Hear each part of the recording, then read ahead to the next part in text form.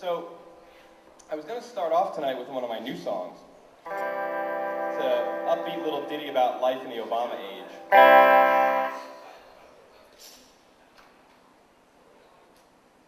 Always turning off stand and snare.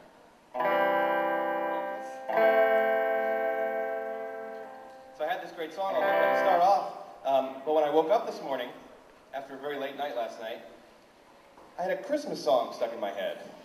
And not one of the classic Christmas songs either, like Rudolph or Let It Snow. It's actually a song I wrote myself when I was only 10 years old. In fact, I think it was the first song I ever wrote. It's called Frosty and Santa Fighting Crime. It's a little raw, just two simple chords, but I've had it stuck in my head all day, so I have to start with it.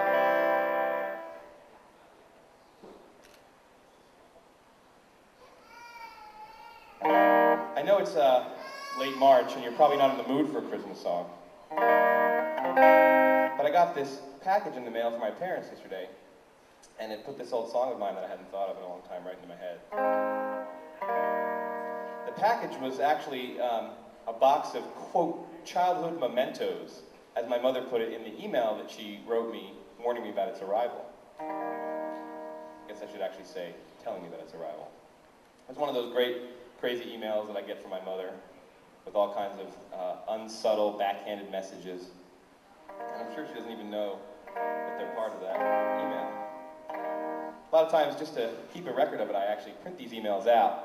And when I talk to my sister on the phone, I read them out to her to give her a laugh. And I talked to my sister on the phone today before the big show, and I read her some choice bits from this last email. And actually, I think I'm wearing the same pants, so I think I actually have. Let's see. Yep. Yeah. I got the email right here. Hi, Jack. Thanks for your note. Which sounds innocent enough, but that's my mother's snide way of pointing out that I don't write her often enough.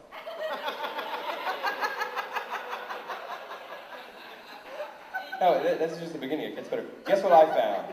I was going through the basement, okay, blah, blah, blah, a bunch of stuff here. I'm sending along some things I've been keeping in the basement. I feel it is time for you to have them when you won't go throwing them all away. I'm going to send it to you and Shannon. That's my wife, Shannon, as you know. I'm going to send it to you and Shannon so that she will make sure that you keep them. As you can imagine, there's all kinds of parent-child history behind these remarks. And, I mean, there's a lot to say, and I'll spare you, and I'll just say that my mother doesn't find me to be the trustworthy, responsible person that I consider myself. I guess it's nice to know that I can be trusted with these childhood mementos, even if it's only because I'm married to somebody who apparently can be trusted.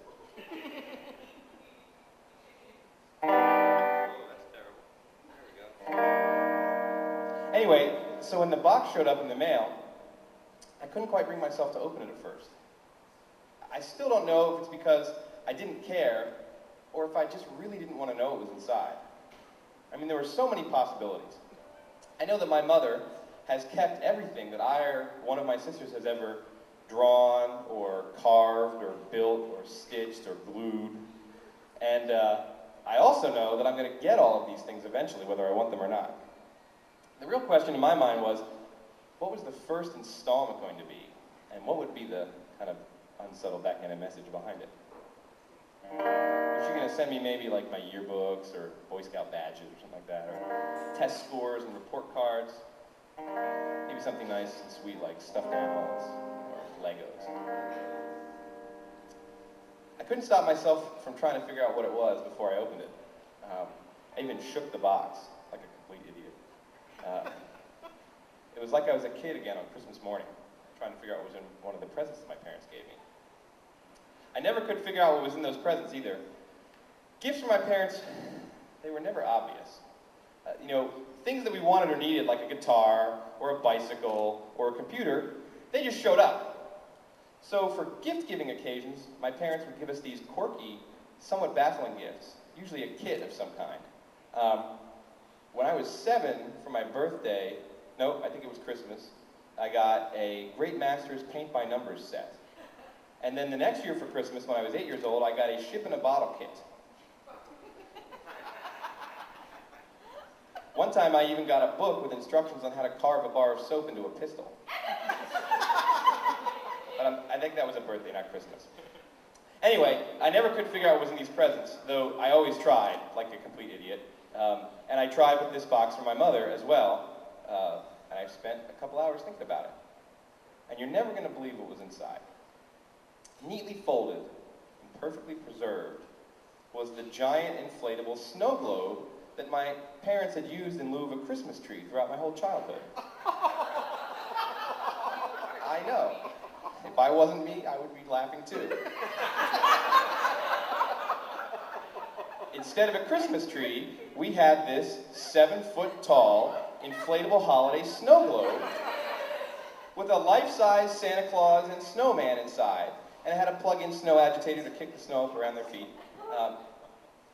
No, I'm serious. On Christmas time, around Christmas time, when a normal family would be setting up a Christmas tree in their living room, we would install this thing right there where the tree would have been instead.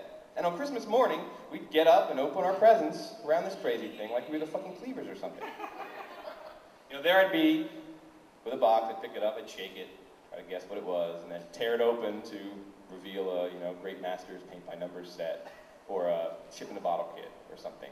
While Frosty and Santa looked on silently like a pair of TV detectives on a publicity photo shoot or something like that.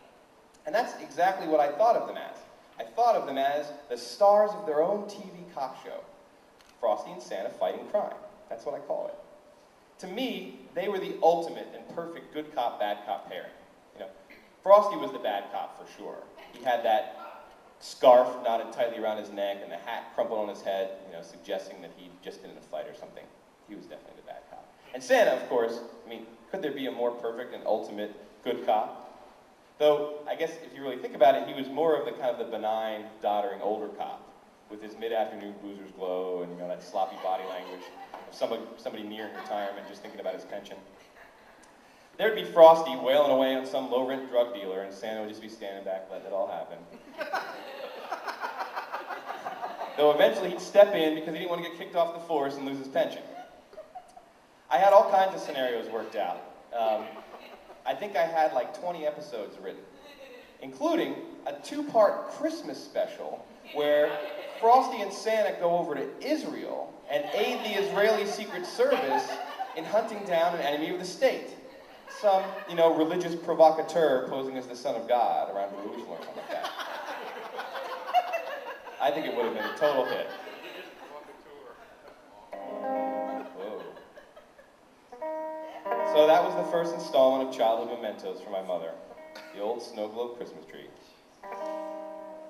So when I did finally open it up, after a couple cocktails, I have to admit, of course, I set the thing up immediately, plugged it in, got my old guitar, and sang for my family the theme song to Frosty and Santa Are Fighting Crime.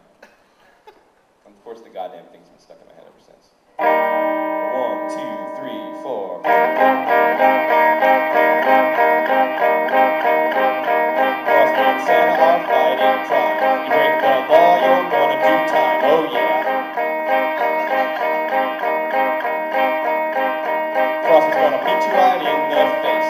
Santa won't stop till it's almost too late. Cuff your face down in the yellow snow, and off to jail you're gonna go. Oh yeah.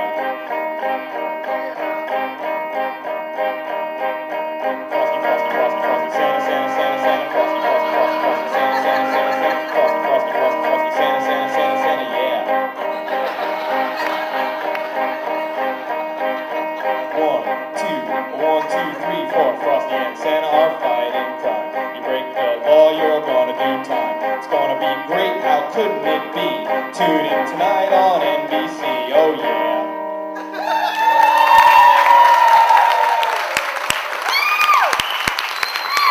Thank you very much. I think that's probably my whole 8 minutes, so you're gonna have to wait till next time for the Obama ditty that I was planning on singing as well. Thank you very much.